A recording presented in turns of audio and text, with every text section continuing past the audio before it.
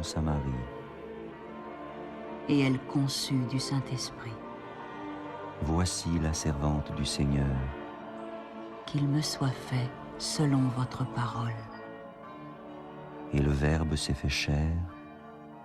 Et il a habité parmi nous. Priez pour nous, Sainte Mère de Dieu, afin que nous soyons rendus dignes des promesses du Christ. Daigne, Seigneur, répandre ta grâce dans nos âmes, afin qu'ayant connu par le message de l'ange l'incarnation du Christ, ton Fils, nous arrivions par sa passion et par sa croix à la gloire de sa résurrection. Par le Christ, notre Seigneur. Amen.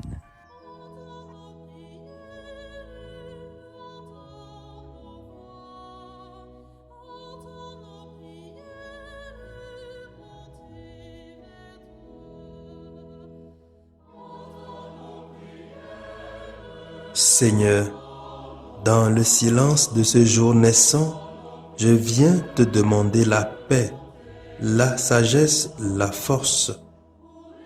Je veux regarder aujourd'hui le monde avec des yeux tout remplis d'amour, être patient, compréhensif, doux et sage, voir au-delà des apparences tes enfants, comme tu les vois toi-même, et ainsi ne voir que le bien en chacun. Ferme mes oreilles à toute calomnie. Garde ma langue de toute malveillance. Que seules les pensées qui bénissent demeurent en mon esprit. Que je sois si bienveillant et si joyeux que tous ceux qui m'approchent sentent ta présence. Revêts-moi de ta beauté, Seigneur, pour qu'au long de ce jour, je te révèle. Amen.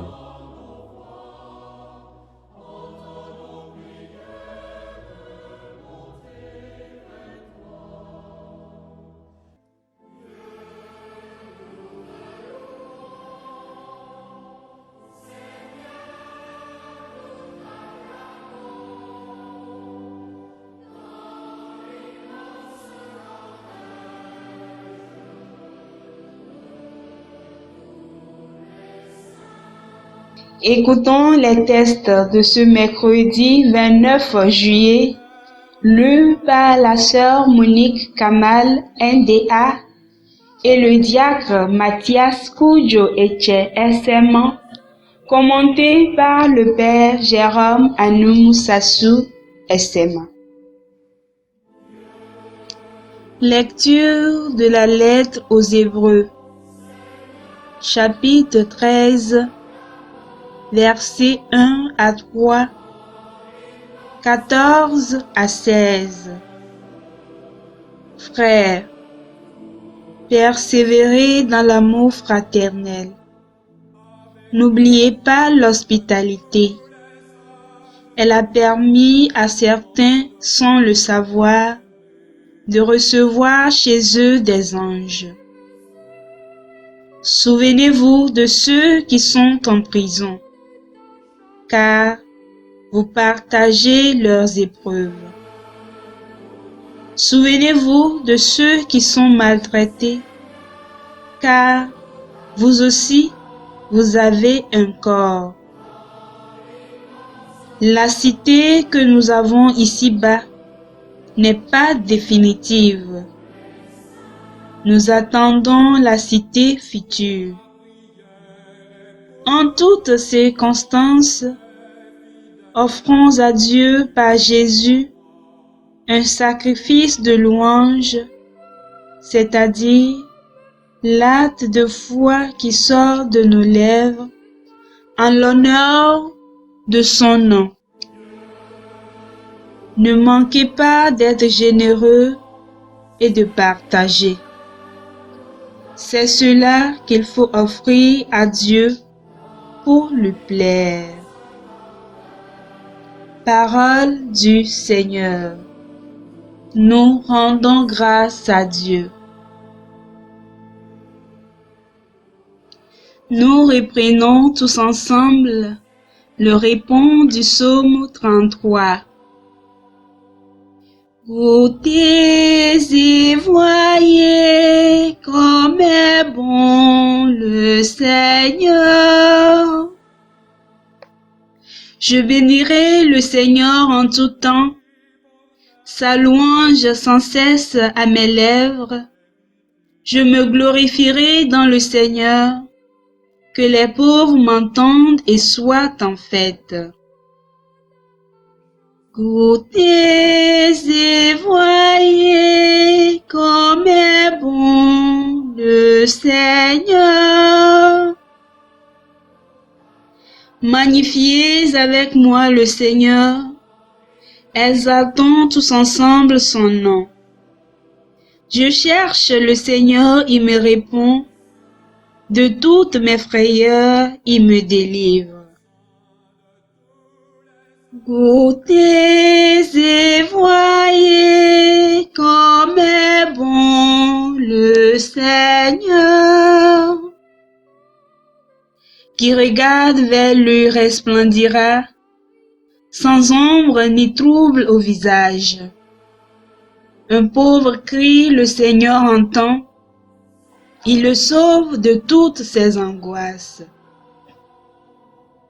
Goûtez et voyez comme est bon le Seigneur. L'ange du Seigneur campe alentour pour libérer ceux qui le craignent. Goûtez et voyez, le Seigneur est bon, heureux qui trouve en lui son refuge. Goûtez et voyez comme est bon le Seigneur.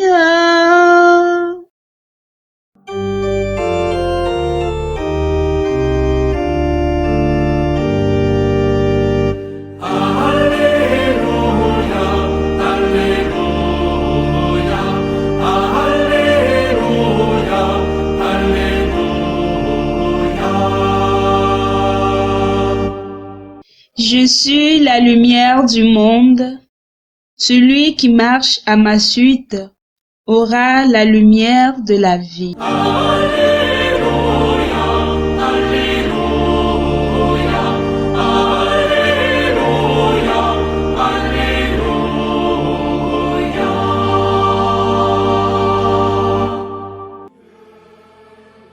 Le Seigneur soit avec vous. Évangile de Jésus-Christ selon saint Luc, chapitre 10, versets 38 à 42. En ce temps-là, Jésus entra dans un village. Une femme nommée Marthe le reçut. Elle avait une sœur appelée Marie, qui, s'étant assise aux pieds du Seigneur, écoutait sa parole.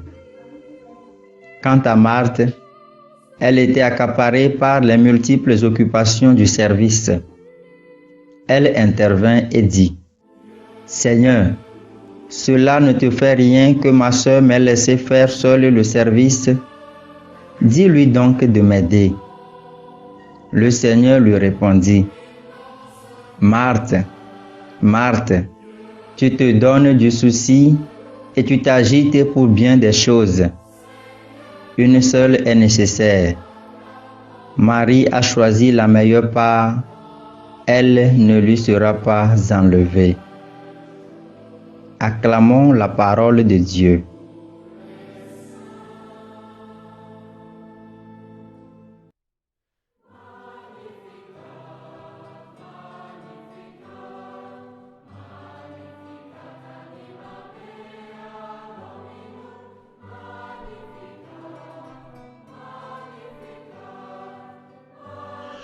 L'Église fait mémoire en ce mercredi de Sainte Marthe, la sœur de Lazare et de Marie. Marthe apparaît dans Saint Jean au chapitre 11 et 12 et dans Saint Luc, l'évangile du jour. Dans cet évangile, Luc nous parle d'une rencontre. Jésus entra dans un village. une femme nommée Marthe le reçut, c'est-à-dire assurait le service. Jésus lui savait gré de cette hospitalité donnée avec cœur, de cet amour agissant. Et puis, tout de suite, notre regard est tourné vers Marie, sa sœur, qui, s'étant assise aux pieds du Seigneur, écoutait sa parole. Nous attendons les plaintes de Marthe et la réponse de Jésus. Une seule est nécessaire. Frères et sœurs en Christ, cette réponse de Jésus n'est pas une désapprobation de cet esprit de service, puisque le Maître lui-même s'est voulu serviteur de tous. Rappelons-nous le jeudi saint, lors du lavement des pieds.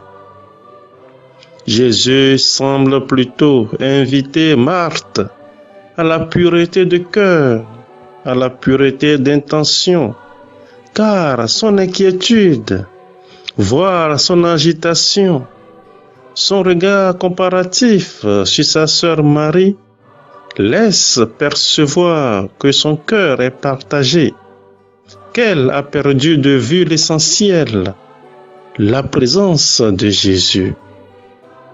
Remarquons aussi que Marthe se révèle comme une femme de foi lors de la résurrection de son frère Lazare. Elle croit à la puissance de la prière de Jésus, à la résurrection des morts en Jésus-Christ et Fils de Dieu. Prions en ce jour que le Seigneur accorde à chacun de nous la grâce de mettre ensemble l'action ou le service de Marthe et l'écoute ou la prière de Marie, pour que nous soyons des chrétiens authentiques selon le cœur de Jésus. Amen. Le Seigneur soit avec vous et avec votre esprit.